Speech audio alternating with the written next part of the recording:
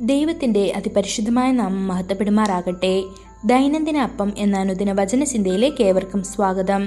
ഇന്ന് ഒരാൾ എന്ന വിഷയത്തെ ആസ്പദമാക്കി ചില കാര്യങ്ങളെ നമുക്ക് ചിന്തിക്കാം. അതിനാധാരമായ ഒരു വാക്യം വായിക്കാം. യോഹന്നാൻ 5-ാം അധ്യായം 6-ാം വാക്യം. അവൻ കിടക്കുന്നത് യേശു കണ്ടു, ഇങ്ങനെ ഏറിയ കാലമായിരിക്കുന്നു എന്നറിഞ്ഞു. നിനക്ക് സൗഖ്യമാകുവാൻ മനസ്സുണ്ടോ എന്ന് അവനോട് ചോദിച്ചു. കർത്താവ് നിങ്ങളെ സ്നേഹത്തോടെ പേർ ചൊല്ലി വിളിക്കുന്നു. അവൻ നിങ്ങളെ ഉയർത്തുന്നവനാണ്. അവൻ നിങ്ങളെ മഹത്വപ്പെടുത്തുകയും സ്തുതിക്കുകയും ചെയ്യുന്നവനാണ്. അവൻ നിങ്ങളെ പരിപാലിക്കുകയും ചെയ്യുന്നു. യേശു ഒരു ദിവസം ബെഥെസ്ദാ കുളത്തിൽ വന്നപ്പോൾ അവിടെ ഒരു മനുഷ്യൻ കിടക്കുന്നത് കണ്ടു.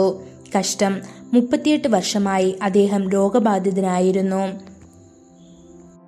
അവനെ പരിപാലിക്കാൻ ആരുമുണ്ടായിരുന്നില്ല. അതുകൊണ്ട് അവൻ ദുഃഖത്തോടെ യേശുവിനെ നോക്കി പറഞ്ഞു, യജമാനെ, വെള്ളം കലങ്ങുമ്പോൾ എന്നെ കുളത്തിലിറക്കാൻ എനിക്ക് ആളില്ല. എന്നാൽ ഞാൻ വരുമ്പോൾ വേറൊരാൾ എൻ്റെ മുൻപിൽ ഇറങ്ങുന്നു എന്ന്. ഇത് യോഹന്നാൻ 5-ാം അധ്യായം 7-ാം വാക്യത്തിൽ കാണാൻ സാധിക്കും. ശ്രദ്ധിക്കപ്പെടാതെ മനുഷ്യനെ ദൈവം നോക്കി. അവൻ്റെ ഏകാന്തതയിൽ നിങ്ങൾ സുഖം പ്രാപിക്കാൻ ആഗ്രഹിക്കുന്നുണ്ടോ എന്ന് ചോദിച്ചു. അവൻ അവനോട് കരുണ കാണിക്കുകയും ഒരത്ഭുതം പ്രവർത്തിച്ച് അവനെ സുഖപ്പെടുത്തുകയും ചെയ്തു.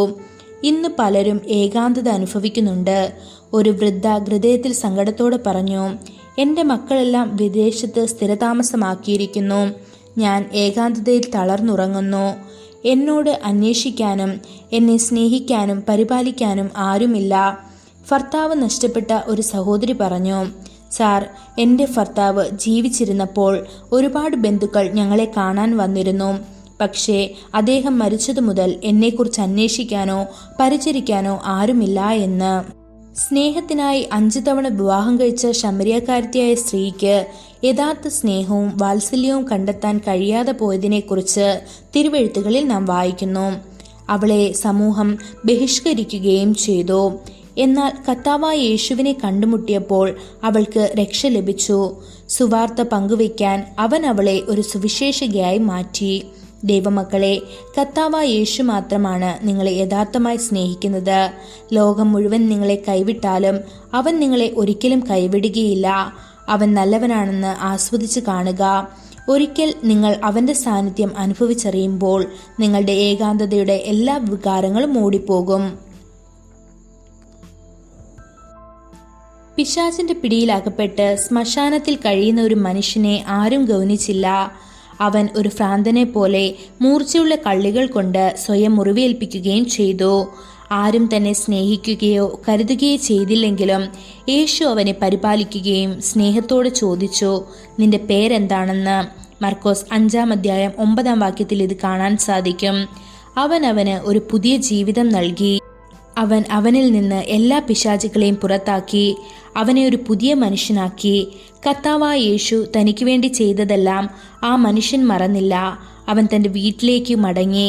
പിന്നെ ദെക്കപ്പോലിക്ക പട്ടണത്തിലേക്ക് പോയി കർത്താവ് തനിക്ക് വേണ്ടി ചെയ്ത എല്ലാ കാര്യങ്ങളും പ്രഖ്യാപിക്കുകയും ദൈവത്തിൻ്റെ ഒരു ശക്തനായ ദാസനായി തീരുകയും ചെയ്തു. ദൈവമക്കളെ, ക്രിസ്തുവിൻ്റെ സ്നേഹം ആസ്വദിച്ചിട്ടുള്ള നിങ്ങൾ മറ്റുള്ളവരോട് യഥാർത്ഥമായി കരുതലും സ്നേഹവും ഉള്ളവരായിരിക്കണം. അവർക്ക് വേണ്ടി പ്രാർത്ഥിക്കുകയും ചെയ്യുക.